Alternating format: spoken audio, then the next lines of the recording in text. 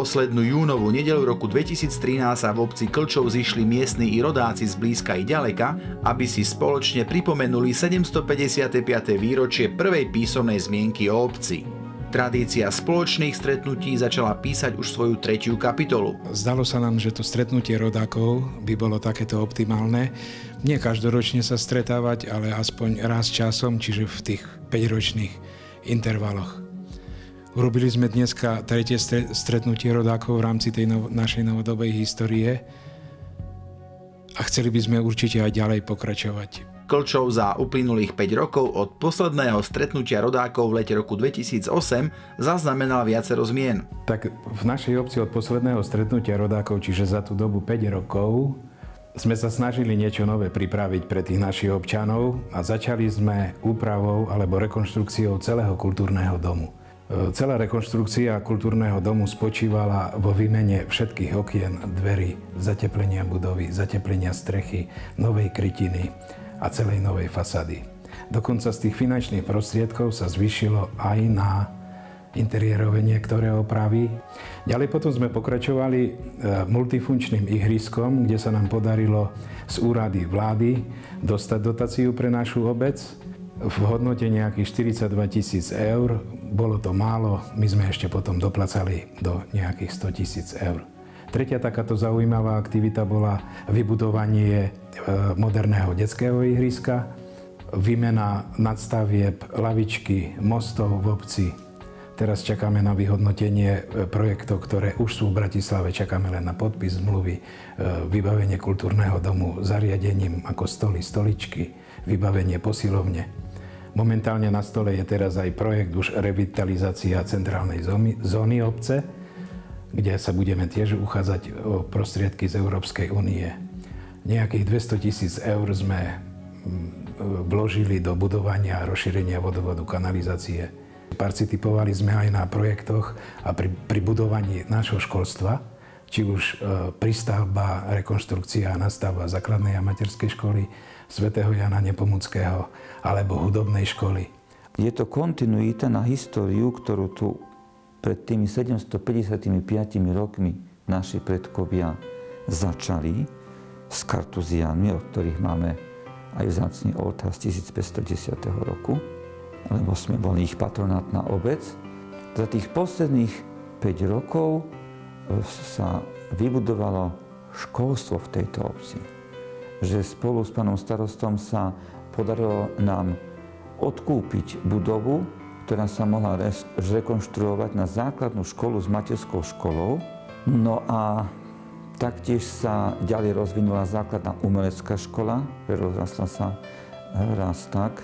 Podarilo sa nám aj kostol teraz k tejto slávnosti zrekonštruovať zvonka, predtým sme ho vlastne dvakrát maľovali znútra pri zachovaní tých fresiek, ktoré tam boli ešte z toho 1945 roku.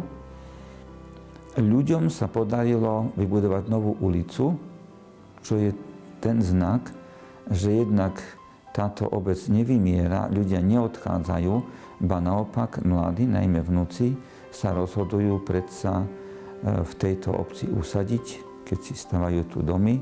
Sme obec akože s narastajúcim číslom. Dokonca by som povedal, že za nejakých posledných 5 rokov 100 ľudí pribudlo v našej obce. Čiže keď sme sa pohybovali niekedy na začiatku môjho nástupu do funkcie starostu, ich bolo okolo 540, teraz je 640. Určite vďaka tej našej novej individuálnej bytovej výstave. Tešíme sa, že konečne sa začalo aj v našom regióne s výstavbou diaľnice, a to naša 18-ka neskutočne frekventovaná, ktorá v dnešnej dobe pripomína Zlaté Moravce Nitru, sa odľahčí. Pomáha tomu aj tá vonkajšia infraštruktúra, že ide kolo Klčova diaľnica, takže potom majú aj zamestnanie rovnako blízko, či v Poprade, v Spišskej Novej Vsi, v Levoči, v Prešove. Ani do Košic nebude ďaleko, keď to pôjde všetko cez diaľnicu. A vo svete je tiež taký trend, že do obeda sú desi v meste, v práci a na večer už prídu do ticha, do svojho domova. Ten domov tu potom tak vyplňa, dokresluje tá duchovná starostlivosť o týchto ľudí jak zo strany cirkvi, tak zo strany obecného úradu, že majú dôstojný chrám Boží a takisto kultúrny dom a podujatia v týchto budovách po celý rok. Ja by som to celkom nechcel akože hodnotiť ako starosta. Tieto veci musia ohodnotiť si naši občania sami, či sa tu niečo posunulo alebo nie. Ale máme aj boľaky. Proste trápi nás ešte nedokončená cesta na IBVčke novej, kde bývajú nám prevažne mladí ľudia. Toto by sme chceli odstrániť. V prvom rade dobudovať vodovod a kanalizáciu by sme chceli. A máme ešte 4 alebo 5 nevysporiadané pozemky na novej IBVčke. Čiže tieto veci proste nás tlačia, ktoré by sme chceli v najbližšej dobe doriešiť alebo poriešiť. Čo ďalej? Tak určite v prvom rade pomôcť zase tým mladým rodinám. Pokiaľ by bol aj záujem o ďalšie stavebné pozemky, pokúsiť sa s miestnymi ľuďmi, s vlastníkmi prejednať a vyjednať ešte jednu novú ulicu. Takisto vybudovať pre športovcov jednu peknú sociálnu budovu na ihrisko. Proste, aby to bolo všetko tam v tom, aj s nejakou kultúrou. Asi tieto dva takéto aktivity. Keďže požiarníkov máme vybavených, dostali aj nové auto do požiarnej zbrojnice. Čiže teraz viac trošku pomôcť ešte športovcom. A samozrejme vec, pokračovať pri skrašľovaní okolia školy a školských zariadení, aby tie naše detičky mali ozaj na úrovni škol. Ku ktorej chceme v budúcnosti ešte dobudovať telocvičňu, takže bude plne organizovaná, lebo vlastne základná 9-ročná cirkevná škola je najbližšie v Spišskej Novej Vsi. Nie je ani v Levoči zatiaľ, ani v Podhradí, takže tí, ktorí by chceli aj druhý stupeň absolvovať v takejto škole cirkevného charakteru, tak budú môcť Kločove. Na rozdiel od predošlého stretnutia spred 5 rokov, tentoraz pri príprave programu stavili v úvodzovkách na vlastné zdroje. Prečo sa neprezentovať, aj takto sme si povedali, prečo sa neprezentovať a prečo neukázať už aj našim tým, ktorí vonku žijú, že v Klčove sa už dá niečo aj pripraviť z vlastných zdrojov. Pripravili sme pekný kultúrny program, potom sme pripravili ocenenie v rámci toho slávnostného úvodného obradu, kde profesorovi Šimonovi Ondrušovi in memoriam sme udelili čestné občianstvo a docentovi Františkovi Kočišovi sme udelili proste ešte žijúcemu, ako patria medzi rodákov, ktorí ozaj ten Klčov vonku odprezentovali na veľmi vysokej úrovni. Odkaz určite, ja si myslím, že už bez ohľadu na to, či budem starostom alebo nebudem, nech pokračujú v tejto tradícii. Nech sa stretávajú. Tí, ktorí prišli, hovoria, že je to super. Nazrime teda spoločne, čo sa v onú pamätnú nedeľu v Klčove dialo.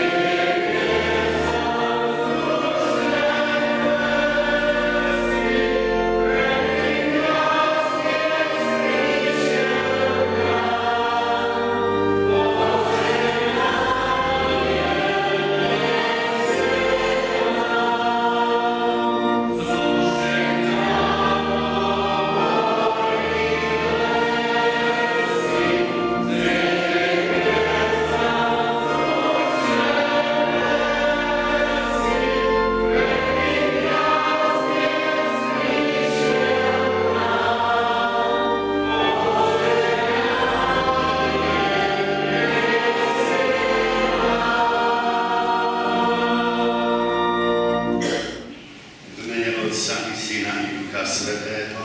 Amen. Pokoj s vami.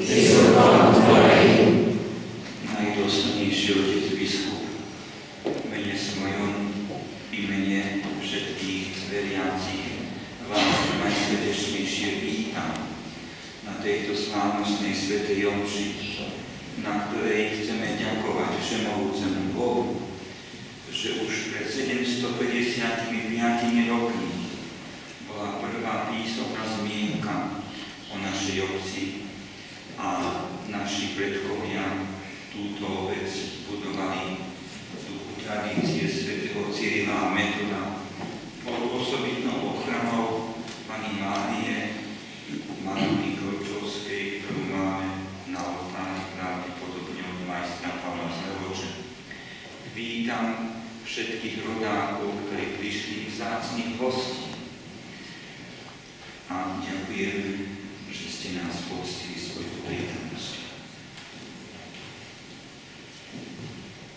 Milý duchovný otec farnosti, milí oltárni bratia, drahí bratia a sestry,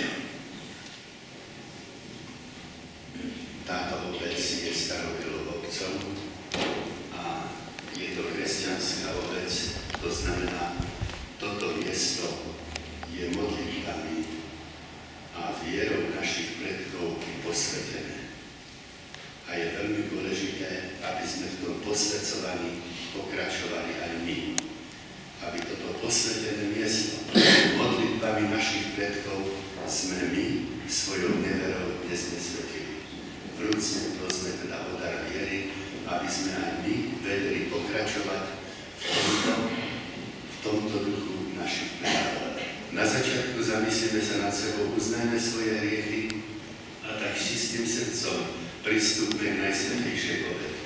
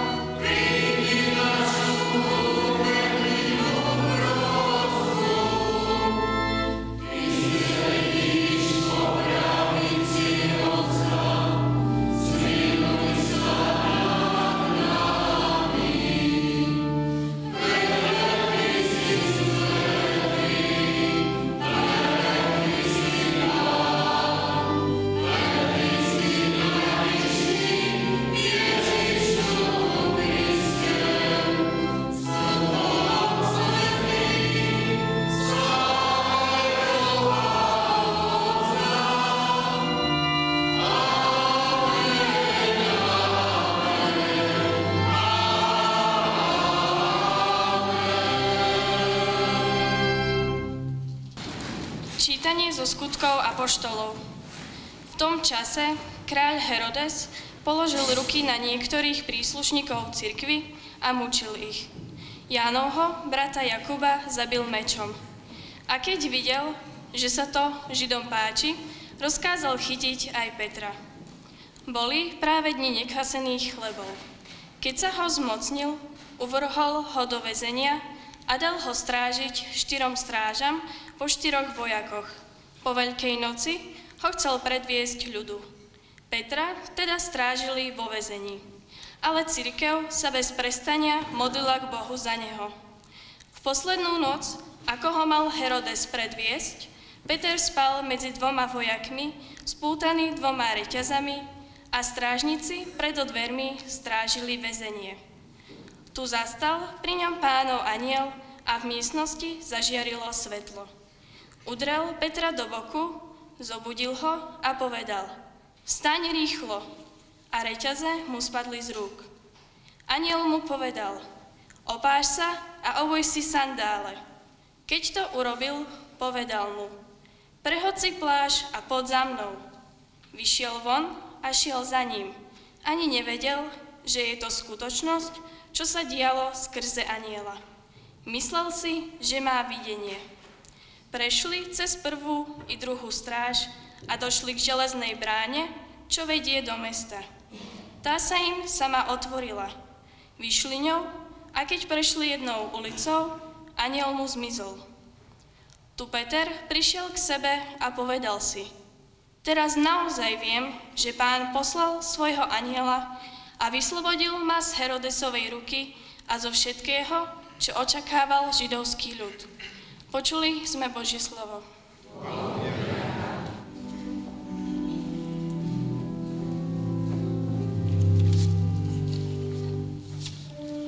Pán ma vyslobodil zo všetkej hrôzy.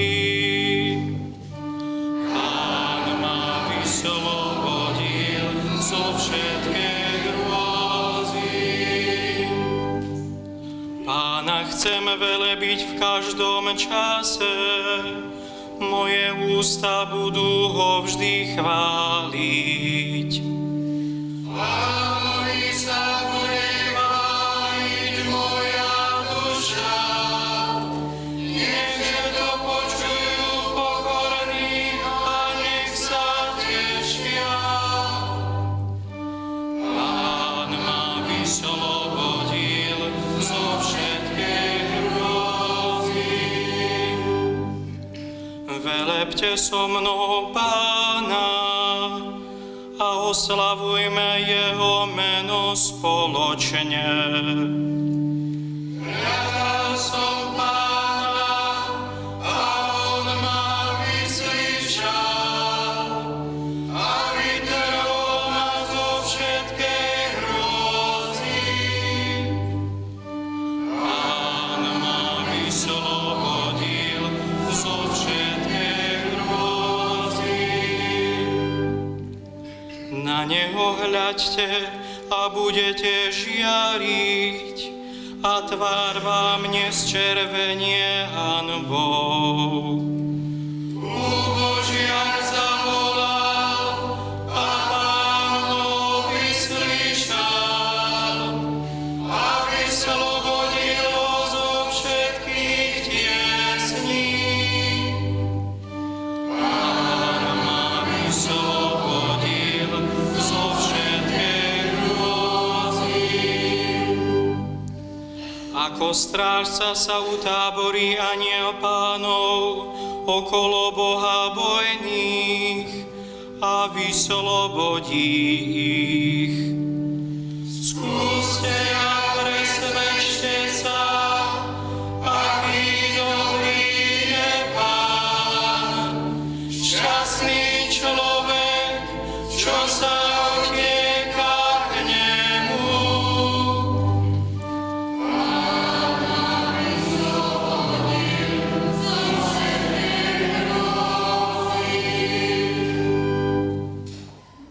Čítanie z 2. listu svätého apoštola Pavla Timotejovi.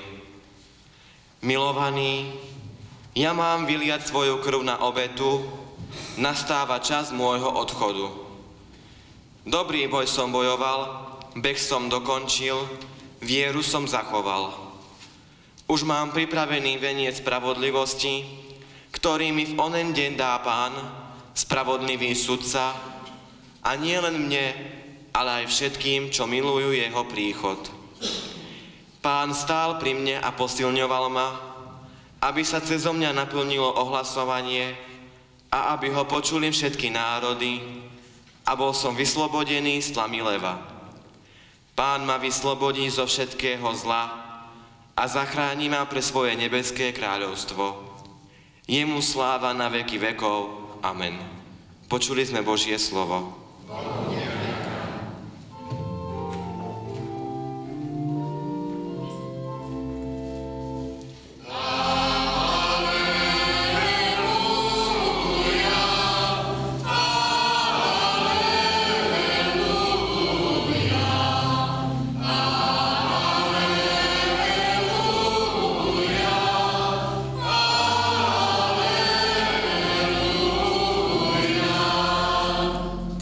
ty si Peter, a na tejto skale postavím svoju cirkev, a pekelné brány ju nepremôžu.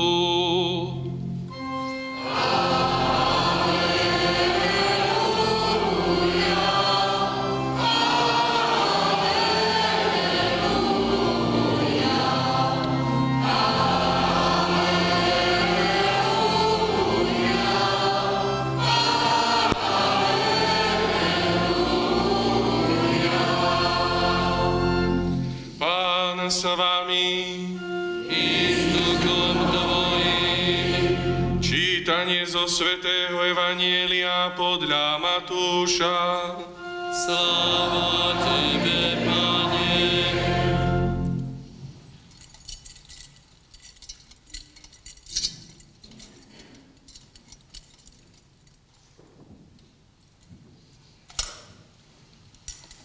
Keď Ježiš prišiel do okolia Cezarej Filipovej, pýtal sa svojich učeníkov, za koho pokladajú ľudia Syna človeka. Oni vraveli, jedni za Jána Krstiteľa, iní za Eliáša a iní za Jeremiáša, alebo za jedného z prorokov. A za koho ma pokladáte vy? Opýtal sa ich. Odpovedal Šimon Peter, ty si Mesiáš, syn živého Boha. Ježiš mu povedal, blahoslavený si Šimon, syn Jonášov, lebo ti to nezjavilo telo a krv, ale môj Otec, ktorý je na nebesiach. A ja ti hovorím, ty si Peter a na tejto skale postavím svoju cirkev a pekelné brány ju nepremôžu. Tebe dám kľúče od nebeského kráľovstva. Čo zviažeš na zemi, bude zviazané v nebi. A čo rozviažeš na zemi, bude rozviazané v nebi. Počuli sme slovo Pánovo. Chvála Tebe, Kriste. Aleluja, aleluja,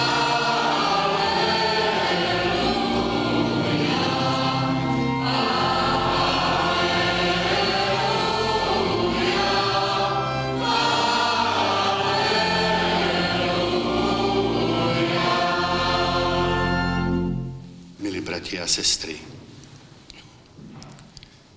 v dnešnej dobe cítime, že je kríza autority. V dnešnej dobe nechcú poslúchať deti rodičov, predstavených nechceme poslúchať a podobne. A nielen poslúchať, ale častokrát s veľkou neúctou hovoríme o svojich rodičoch, o predstavených a podobne. Teda vidieť tú veľkú krízu autority. A my si tak kladieme otázku, že ide o pokrok, o zväčšenie priestoru slobody, lebo sloboda je veľká hodnota. A tak život pokračuje dopredu, že je tu taký priestor slobody, že aj deti si môžu viac dovoliť, podriadení a podobne, ako v minulosti.